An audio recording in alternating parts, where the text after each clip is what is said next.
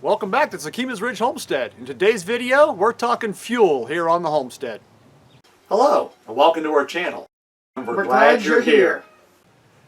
Here on the homestead, we primarily use two different fuels. We have the New Holland tractor, the Caterpillar track loader, and also a torpedo heater in the garage, which unfortunately we'll probably be using here pretty soon as the weather's starting to set in toward winter. All three of those use off-road diesel. I do have a previous video, which I'll link up here in the corner, that shows how we used to do the diesel in a 100-gallon black tank. I'd put it in the truck, take it into town, get it filled, unload it with the tractor, and use it that way. We also use a lot of non-ethanol regular gasoline. We've got the four-wheeler, the lawnmower, wood splitter. We just picked up a Wood-Mizer sawmill, chainsaws, weed whackers, leaf blowers, pressure washers. All that stuff uses regular gasoline, and we run non-ethanol because it's much better on the equipment using the non-ethanol. What we've been doing, like I said, we have the diesel tank that we took back and forth, and we had probably 9 different gas cans that we'd load up in the truck, fill up with the non-ethanol, and bring them back. The cost of non-ethanol is quite a bit higher per gallon, usually almost $1 a gallon more, if not even more than that, than like regular unleaded. But I still think it's well worth it in the long run as far as the longevity of the equipment and the general use of the fuel system without having the ethanol in it. So what we're going to do today is show you what we've done to improve our fuel situation here on the homestead.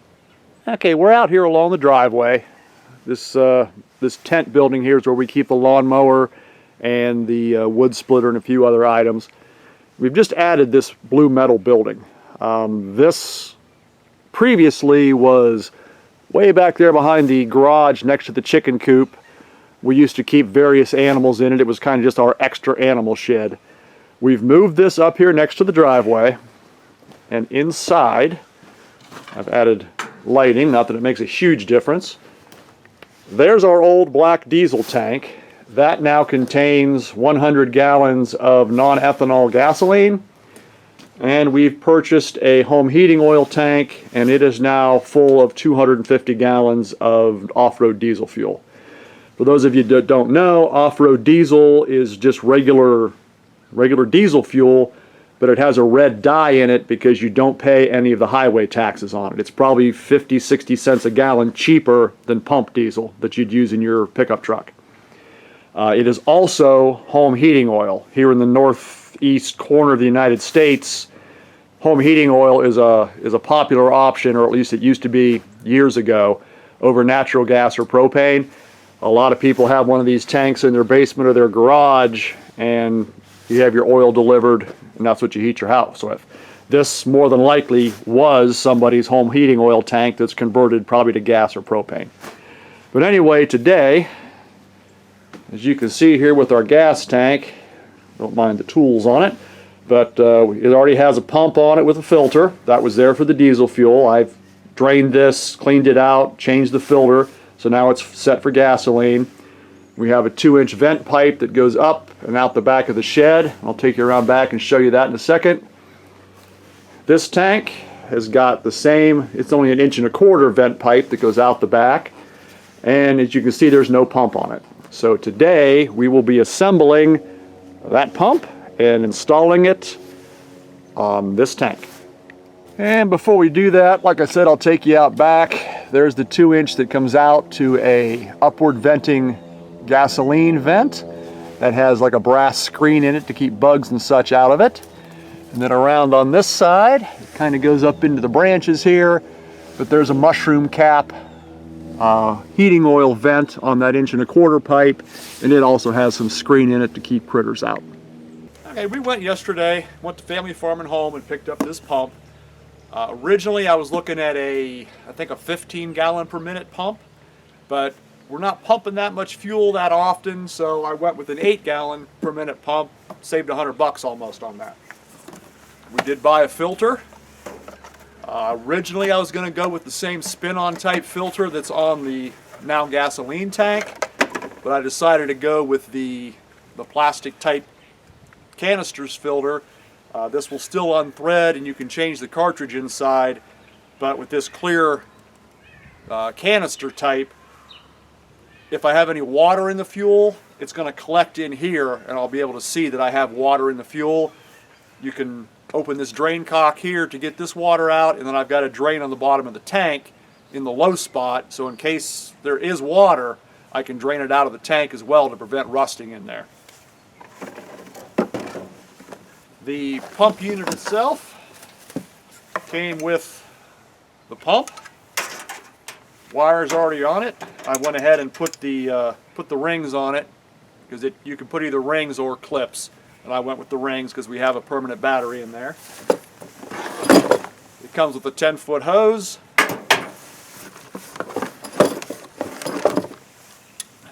The manual nozzle. These two pieces work together. You can thread this directly into the bottom of the pump, and it's a 15-inch pickup. You can put these together to give you a longer pickup, or this piece will extend to give you a 40-inch pickup, which is what I need for this tank. And in fact, 40 inches, I'll probably be an inch or so off the bottom. So if I ever do suck water out of this tank, I'm in big trouble because there's a lot of water in there. Pump also came with this 90-degree street elbow that goes in the top of the tank for the hose to go into. But since I'm adding the filter, I had to get a few other items at the hardware store. One, I don't want to call it a problem, but one thing I noticed after I got it home, most of these pumps are all 1-inch fittings. This being an 8-gallon per minute pump, being smaller, it's only a 3/4 fitting. All your filters are 1-inch. So I had to get a 6-inch long 3/4 nipple to come out of the tank, or out of the pump. I'll put the street elbow on there. That will raise this up enough so that the filter won't be in the way of the pit and hit the tank. Then I have a 3/4 to 1 adapter, a 1-inch close nipple to go into the filter, another 1-inch close nipple to come out of the filter, and a 1 to 3/4 adapter to bring it back down to the size for the hose. So we will get this assembled, take it in there, and get it all hooked up. Okay, we'll start here in the front corner of the tank. Just had this 2-inch plug in here to keep dirt, debris, and so forth out. We'll start with the pickup tube. I've already put some pipe dope on the joint here in the middle and tightened that up pretty good and tight. Also put some pipe dope on the top of that pipe and put it into this adapter piece that goes between the tank and the pump, and put some pipe dope on the adapter piece. So we will extend this out full length. Drop that down in there. Start threading this in.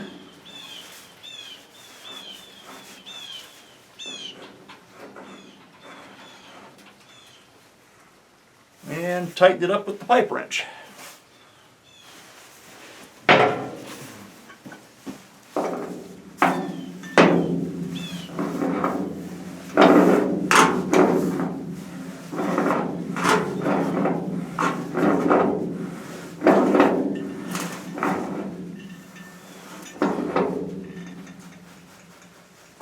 That's not too bad, and once we tighten the pump on there, we'll need to adjust it a little bit to get it facing the way we want to face it.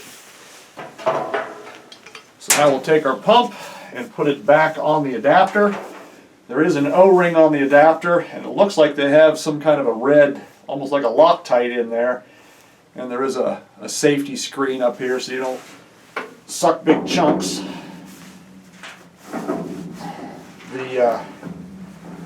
The instructions talked about these two pieces being separate. If I'd have known they had the Loctite in here, I probably would have never took these apart.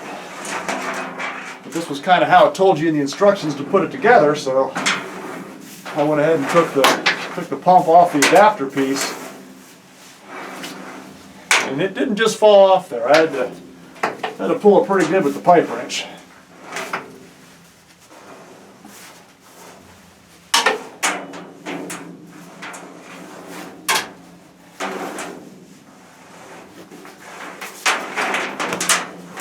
We're getting there. Maybe one more turn. Okay. All right, that's now seated on the adapter piece pretty good. We'll throw the pipe wrench back on the pump part of it and use the pump to tighten the adapter down any farther that it needs to go. That way we're good and tight on the pump to the adapter piece, on that O-ring, and also the adapter piece into the pump. Or into the tank rather, I'm sorry. Adjust the wrench here.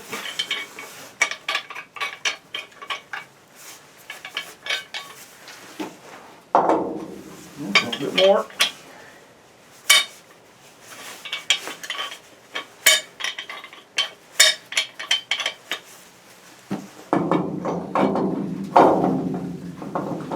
There we go. And of course I'm gonna I can turn this here. My pipe wrench is about 1.25 inches too long. I'm running into the gauge there. So I'll have to try and grab the pump someplace else. Or tip this up maybe. Get past that gauge. There we go.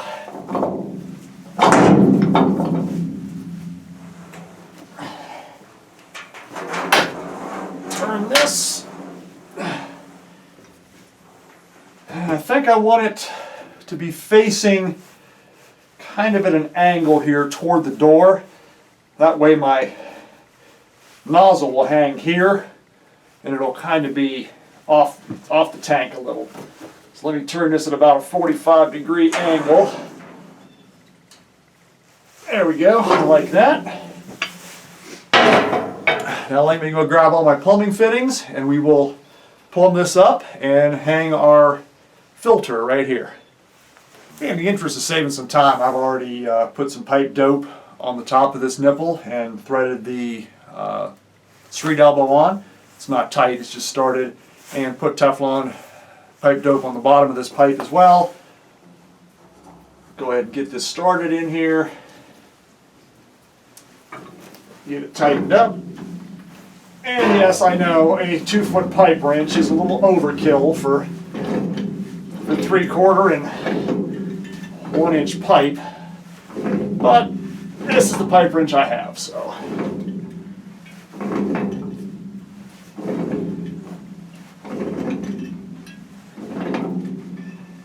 I'll go one more turn here. See a little more out of that bottom, so tighten this up on the pipe.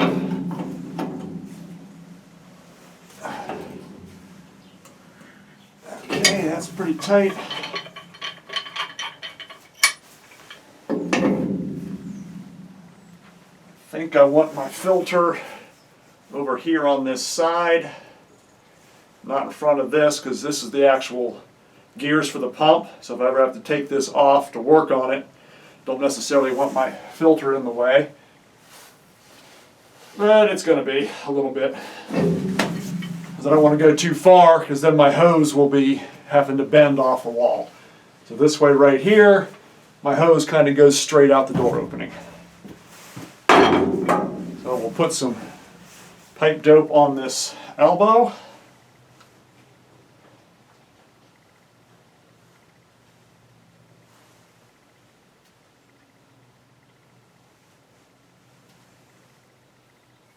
The instructions call for Teflon tape, which I could have used, but sometimes that tape will come apart a little bit and you'll have pieces of that tape floating around. This pipe dope doesn't seem to do that bad, so that's why I tend to use pipe dope.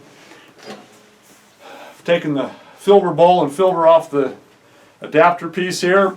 I've already put my fittings on. These aren't tight, they're just in there with the pipe dope. This does say out and in, so we'll want to put the inside on the pump. Thread this on there. And before we go too far, let me stick my bowl back on just to make sure. Yes, we have plenty of clearance at the tank. So let me get this tightened back up. That is on there. I didn't want to bore you with me threading that on. The way this in and out works, the in, there's a hole here so that when the fuel comes into the canister, it's coming on the outside of the filter. It pushes through the filter, and in the center is where the outlet is to come out. So we'll thread this filter element in. This one appears to be just a standard element. They also sell a water block element, which resembles the same thing, but I think the element itself is treated with a chemical that will allow oils to go through it, but it does not allow water to go through. So I may upgrade to that at some point. Thread our canister on. It has an O-ring on the top to seal up there. I'll make sure our drain cock is in the closed position. Now we will put Teflon pipe dope on both ends of our hose.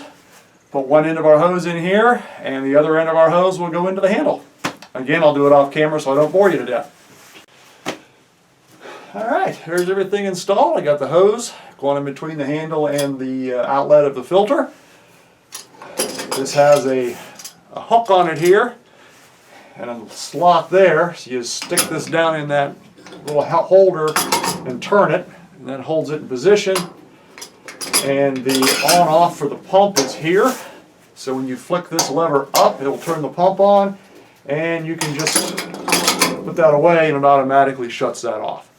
So last thing to do here is to wire this to the battery and then to turn it on and see if we have any leaks. So I'll take you down here below and show you the battery.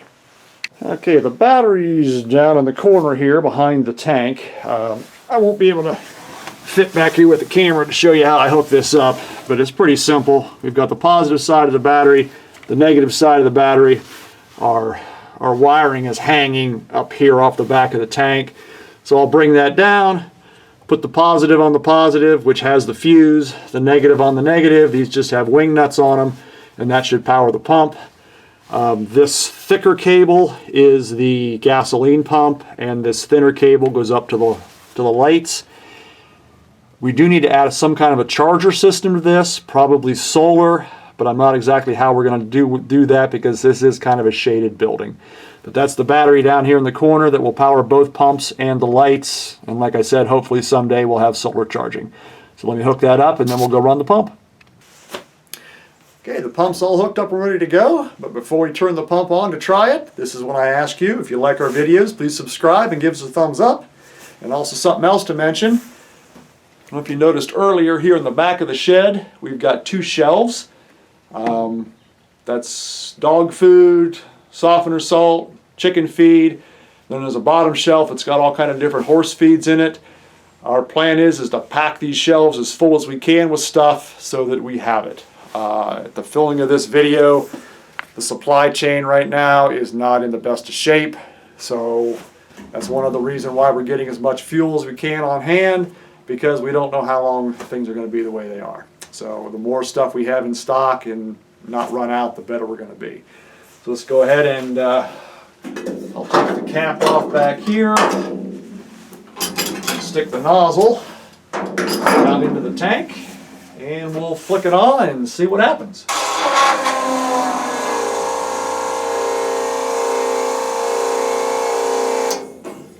Okay, I'm sure you heard the pump run. I'm sure you saw the filter housing start to fill up.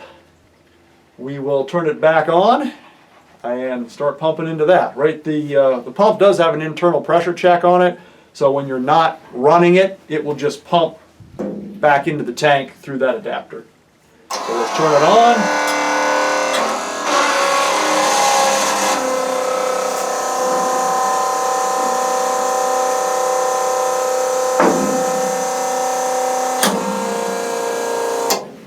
Works very well. I don't see any leaks anywhere. Filter's nice and full. I don't see any water yet, which if I did, there'd be big problems. Now I will just hold the nozzle open. Lift the hose up to drain the hose out. And let her sit there a minute and drip, because if I don't, it's gonna drip fuel here on the tank. So that's good. We are all set to go with our fuel. The way we will do this, most of the stuff is small tanks. The tractor is like a 5-gallon tank. Four-wheeler's probably 4 or 5 gallons. You know, all the small stuff like the wood chipper and the log splitter and that, they're 2 or 3 gallon tanks at the most. So we will have probably 2 non-ethanol gasoline cans, full and sitting on top of the black tank, since it's got the nice flat top. Same thing with the diesel. The tractor's only 5 gallons. The torpedo heater's like maybe 10 gallons. So those will fill with cans. Now the zero-turn lawnmower is an 11-gallon tank. I'll be able to pull it up right outside the building here, take the hose out, fill it up.